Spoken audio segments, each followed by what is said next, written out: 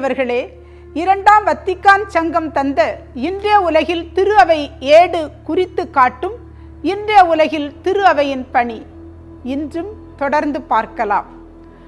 நம்பிக்கையாலும் அன்பாலும் தூண்டப்பட்டு கிறிஸ்தவ நம்பிக்கையாளர்கள் தம் மண்ணுலக கடமைகளில் நேர்மையோடு ஈடுபட சங்கம் அறைகூவல் விடுக்கிறது.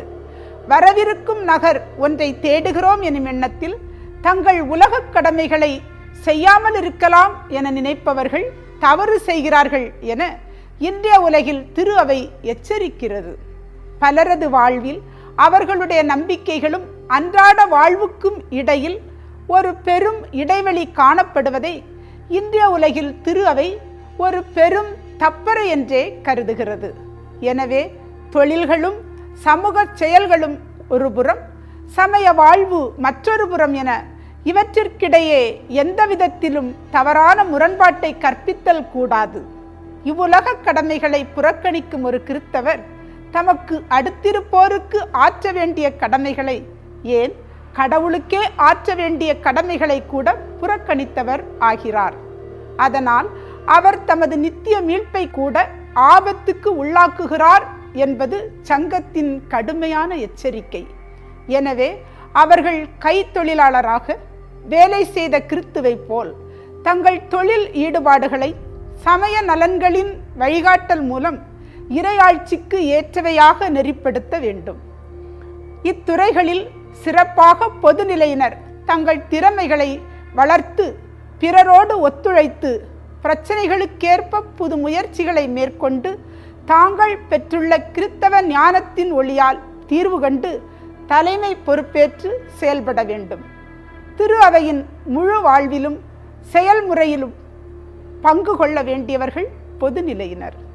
எனவே அவர்கள் கிறிஸ்தவ மனப்பான்மையை உலகில் ஊடுருவச் செய்யும் கடமையை பெற்றிருப்பதுடன் அனைத்து சூழமைவுகளிலும் மனித சமுதாயத்தின் நடுவில் கிறிஸ்துவின் சாட்சிகளாக இருக்கவும் அழைக்கப்பட்டிருக்கிறார்கள்.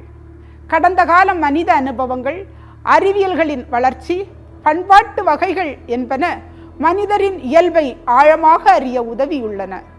நற்செய்தியை அறிக்கையிடவும் மெய்யியல் கருத்தாக்கங்களால் அதை தெளிவுபடுத்தவும் அவை பயன்பட்டுள்ளன.